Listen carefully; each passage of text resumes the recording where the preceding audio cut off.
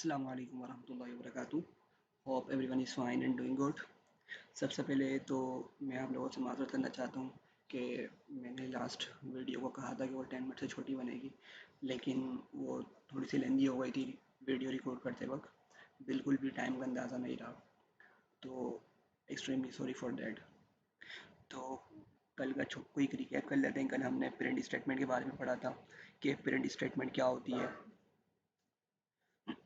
Sorry. और फिर हमने वेरिएबल्स फॉर स्ट्रिंग्स को थोड़ा एक्सप्लोर किया था, जिसमें हमने देखा था कि वेरिएबल्स बेसिकली हमारे जो इंग्लिश के वर्ड्स होते हैं वही होते हैं। हम उसको अपने पास से भी कोई भी वर्ड बना सकते हैं।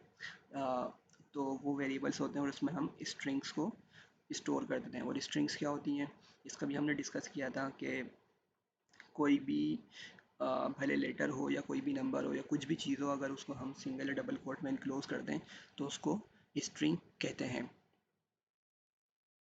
तो वेरिएबल्स हमने देखा था कि वेरिएबल्स का नेम छोटा भी हो सकता है और वेरिएबल्स का नेम बड़ा भी हो सकता है, राइट। जैसे हमने प्रोग्रामिंग लैंग्वेज लिखा था, लेकिन एक बात हमने डिस्कस की थी कि इनके दरमियान स्पेस नहीं दिया जाता।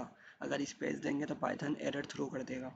तो इसीलिए वेरिएबल्स को हम वेरिएबल्स को जब बना रहे होते हैं तो भले ही वो छोटे से छोटा वेरिएबल हो या बड़े से बड़ा वेरिएबल हो, हम प्रीफर करते हैं कि जब वर्ड चेंज हो रहा हो तो उसके अंदर हम अंडरस्कोर का यूज़ कर लें। तो ये समरी थी कल की क्लास की। आज हम स्टार्ट करेंगे variables for numbers.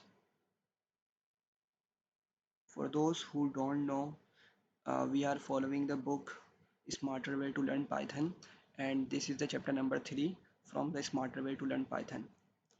If you want to read the book yourself, you will find the link in the video in the description of the first video, so please go get it there. So chapter 3 start कर रहे हैं, जो है variables for numbers. Sorry, I think ये दूसरे cell में चला गया है। इसको मैं कॉपी करके इस टेक्स्ट वाले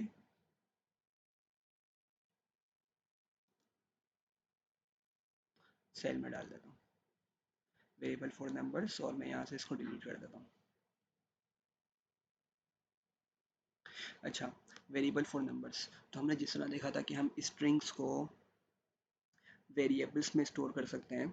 तो वेरिएबल्स को आप इस तरह समझ सकते हैं, मैंने कल भी इसकी एग्जांपल दी थी कि जस्ट लाइक कंटेनर। कंटेनर मतलब कोई भी एक ऐसी चीज़ हम उसको बोल सकते हैं जो किसी दूसरी चीज़ को होल्ड कर सके, किसी दूसरी चीज़ को हम उसके अंदर रख सकें। फॉर एग्जांपल, जैसे घरों में बकेट होती है, तो बकेट को हम ये बोल सकते हैं कि वाटर कंटेनर है, मतलब वो वाटर को या किसी दूसरी चीज़ को, क्लोथ्स वगैरह को वो अपने अंदर रोक सकती है या अपने अंदर होल्ड करके रख सकती है। तो ये जो है वेरिएबल्स को हम कंटेनर्स बोल सकते हैं। तो नंबर्स, वेरिएबल्स फॉर नंबर्स आज हम डिस्कस कर रहे हैं। तो इसके लिए भी जो रूल्स हैं वो ऑलमोस्ट सिमिलर ही हैं। तो लेट सपोज मैं कोई भी नंबर ले लेता हूँ, इंटीजर हो सकता है या कोई फ्लोट हो सकता है। अच्छा, इंटीजर फ्लोट के बारे में वैसे मैंने फर्स्ट वीडियो में काफ़ी डिटेल में बात करी है, लेकिन ये आगे आने वाले चैप्टर्स में और डिटेल में पूरा चैप्टर आएगा, तो इसको और फर्दर डिटेल में हम वहाँ पे डिस्कस करेंगे। तो लेट सपोज अगर मैं एक वेरिएबल बनाता हूँ वेट के नाम से, और अगर मैं इसके अंदर कोई भी नंबर स्टोर कर देता हूँ, लेट सपोज 450, तो अब ये क्या हो गया, वेट एक वेरिएबल है जिसने एक इंटीजर को अपने अंदर होल्ड कर लिया है, राइट। तो अगर मैं इसको एग्जीक्यूट करूँ, एग्जीक्यूट करने के लिए, अच्छा, आप लोग जब गूगल कोलैब यूज़ करें तो आप लोग इस चीज़ को मेक श्योर करिए कि इस पॉइंट पे आपके पास कनेक्ट या अगर रिकनेक्ट लिखा हुआ आ रहा हो तो आप उसको कनेक्ट या रिकनेक्ट कर लीजिएगा। और अगर नहीं भी करेंगे तो आप जब सेल को एग्जीक्यूट करेंगे तो ऑटोमेटिकली वो कनेक्ट हो जाएगा। तो अभी मैं इसको एग्जीक्यूट कर रहा हूँ। एग्जीक्यूट करने के लिए मैं कंट्रोल एंटर भी दबा सकता हूँ या शिफ्ट एंटर दबा सकता हूँ। तो मैं इसको एग्जीक्यूट करता हूँ। अब वेट के अंदर 450 वैल्यू जाकर सेव हो गई है। अब अगर मैं प्रिंट के अंदर वेट को जाके प्रिंट करूँगा तो मुझे 450 की वैल्यू मिल जाएगी, राइट। लेट सपोज मैं एक और वेरिएबल लेता हूँ HEI GHT हाइट का, राइट। अच्छा, अभी तक मैंने इसके अंदर कोई वैल्यू असाइन नहीं करी है, राइट। वेरिएबल्स को हमें वैल्यू असाइन करनी पड़ती है, वेरिएबल्स में हमें वैल्यू को डालना पड़ता है, जब भी जाकर हम उससे वो वैल्यू को एक्सेस कर सकते हैं। तो अभी जैसा कि हम देख सकते हैं कि हाइट में कोई भी वैल्यू स्टोर नहीं करी है, तो अगर मैं इसको प्रिंट करना चाहूँ, प्रिंट स्टेटमेंट लिखे अगर मैं इसको बोलूँ कि भाई मुझे अपने अंदर की वैल्यू शो करा दो, तो ये एरर दे देगा, right. Height is not defined, कि हाइट अभी तक हमने डिफाइन ही नहीं करी है, अभी तक हमने हाइट में कोई वैल्यू स्टोर ही नहीं करी है, राइट। तो इसके लिए क्या करना पड़ेगा हमें, हम हाइट के अंदर कोई भी वैल्यू स्टोर कर देंगे, लेट सपोज 5.7, और अब जब प्रिंट करेंगे हाइट को तो इसकी वैल्यू हो जाएगी 5.7। तो ये वेरिएबल्स फॉर स्ट्रिंग्स हैं, ओके। तो इसी से रिलेटेड कुछ कैलकुलेशन आती हैं। लेट सपोज मेरे पास एक नम वन का एक मैं वेरिएबल बना लेता हूँ, और इसके अंदर मैं 54 वैल्यू को स्टोर कर देता हूँ। सेकंड वैल्यू में मैं num2 बना लेता हूँ, सेकंड वेरिएबल num2 का है, और इसके अंदर मैं 36 को स्टोर कर देता हूँ। तो अब ये दो वैल्यूज़ हो चुकी हैं, num1 एंड num2। और अब इसके बाद ये दो वेरिएबल्स बना लिए स्ट्रिंग्स के लिए, और इसमें दो वैल्यूज स्टोर कर दी। अब नेक्स्ट क्या करूँगा, लेट सपोज मैं इनका सम करना चाह रहा हूँ, तो मैं एक थर्ड वेरिएबल बनाऊँगा सम, और मैं इसके अंदर इसको लिख दूँगा num1 प्लस num2। अच्छा, एक और बात, अगर आप लोग चाहें तो इसको एक ही सेल में कर सकते हैं, और आप लोग चाहें तो इसके सेल्स इनके सेल्स को चेंज कर सकते हैं, तो it's totally up to you. तो ये num1 num2 और सम हमने कर दिया, राइट। और अब होगा क्या कि num1 के अंदर वैल्यू आएगी 54, num2 के अंदर वैल्यू आएगी 36, और ये आपका आई थिंक 90 बन जाएगा। तो ये आपका सम के अंदर 90 वैल्यू जाके स्टोर हो जाएगी सम के अंदर। एक सम चूँकि एक न्यू वेरिएबल है, तो उसके अंदर जाके एक समीशन वाली, मतलब ऐड होने के बाद जो वैल्यू आएगी वो जाके सम के अंदर स्टोर हो जाएगी। तो इसको प्रिंट कर लेते हैं, हम प्रिंट सम करेंगे तो हम देखेंगे इसका आउटपुट जो इसमें स्टोर हुआ 90 आ गई।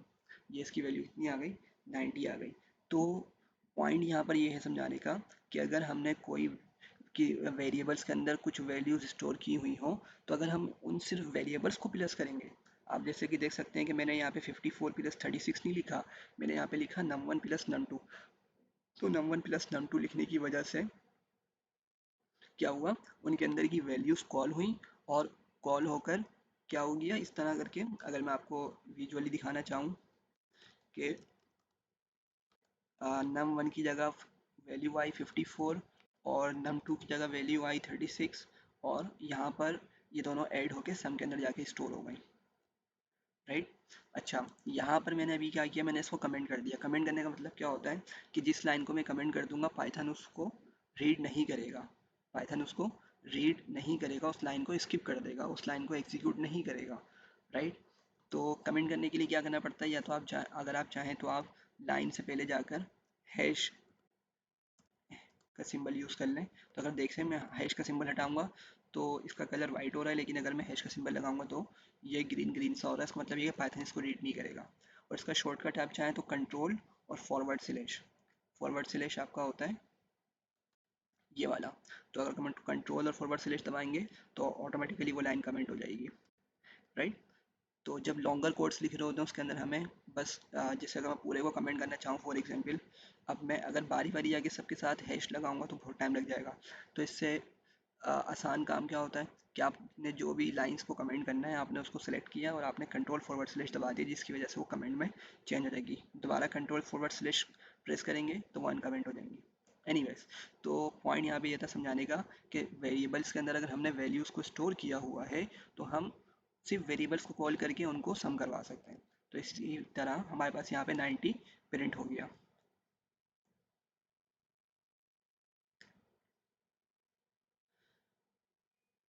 अच्छा, अब यहाँ पर बात ये है कि लेट सपोज मैं एक नंबर लेता हूँ, मैं उसको एक्स का नाम दे देता हूँ। लेट सपोज एक्स के अंदर मैंने नंबर ले लिया 32, और इसको मैंने बना दिया स्ट्रिंग।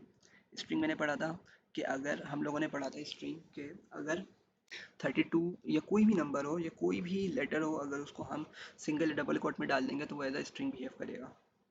तो एक्स को मैंने 32 ले लिया, लेकिन 32 एज अ स्ट्रिंग लिया है, नॉट अ नंबर। ये नंबर नहीं है, ये स्ट्रिंग के तौर पे हमने लिया है। और लेट सपोज एक और वेरिएबल है जिसके अंदर y मैंने लिखा, और y को लिखने के बाद मैंने इसके अंदर वैल्यू असाइन कर दी, लेट सपोज 8, राइट।